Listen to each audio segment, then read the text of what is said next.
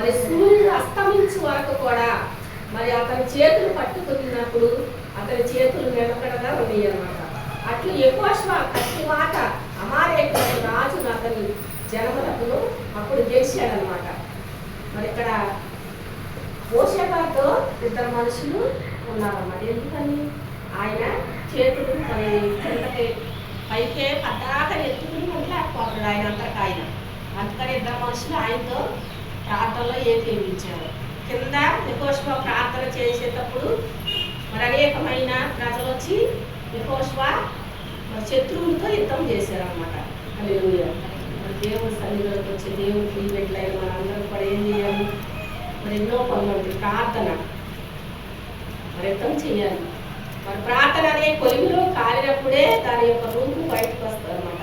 బంగారం ఏం చేస్తారు? ప్రార్థన అనే కొలిమిలో నొప్పులనే కొలిమిలో కాలుస్తారు. మరి మనం కూడా ప్రార్థన అనే కొలిమిలో కాలాలన్నమాట.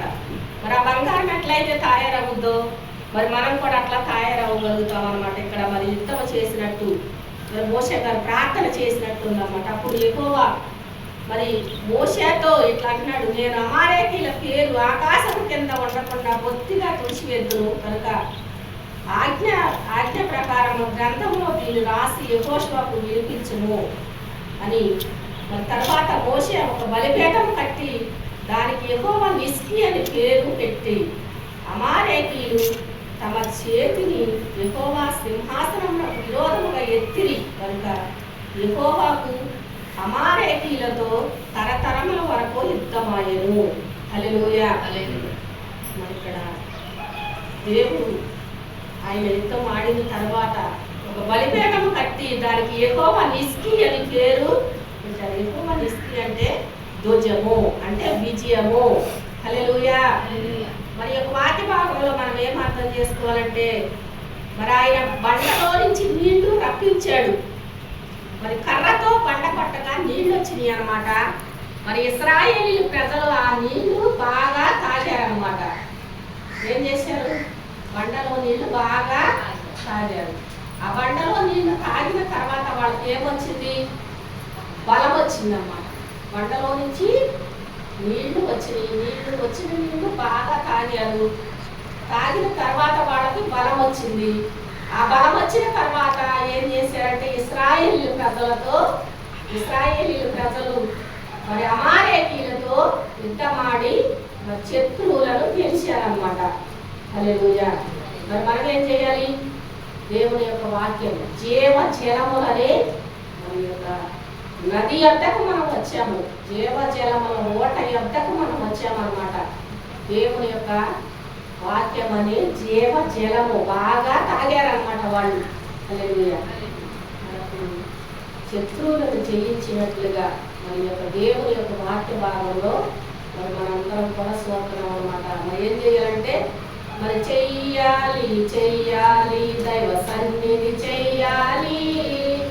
సన్నిధి చేస్తే సమస్తమైన మేలులు కలుగును. దైవ సన్నిధి చేస్తే సమస్తమైన కీడులు తొలగును.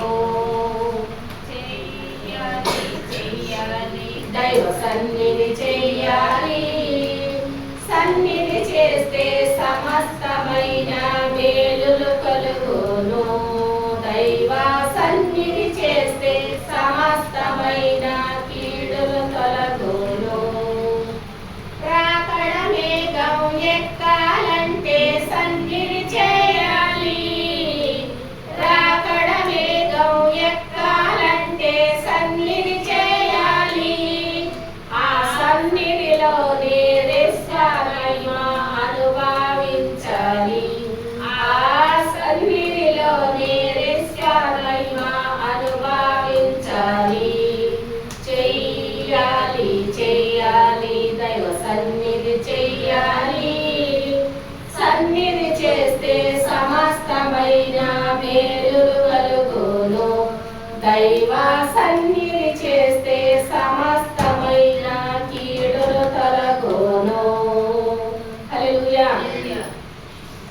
ఇశ్రాయేలు ప్రజలను యేసుక్రీస్తు ప్రభువు పోషించినట్టుగా నడిపించినట్టుగా మరి వాళ్ళకి ఈ యొక్క వాక్య భాగంలో ఆయన ఆహారం లేనప్పుడు మరి మన్నాని కురిపించి మరి పూరేళ్ళని ఆయన మరి రప్పించి వాళ్ళకి కావలసినంత ఆహారాన్ని ఇచ్చి మరి పోషించినట్టుగా దేవుని యొక్క వాక్య భాగంలో మరి మనం చూస్తున్నాం అన్నమాట.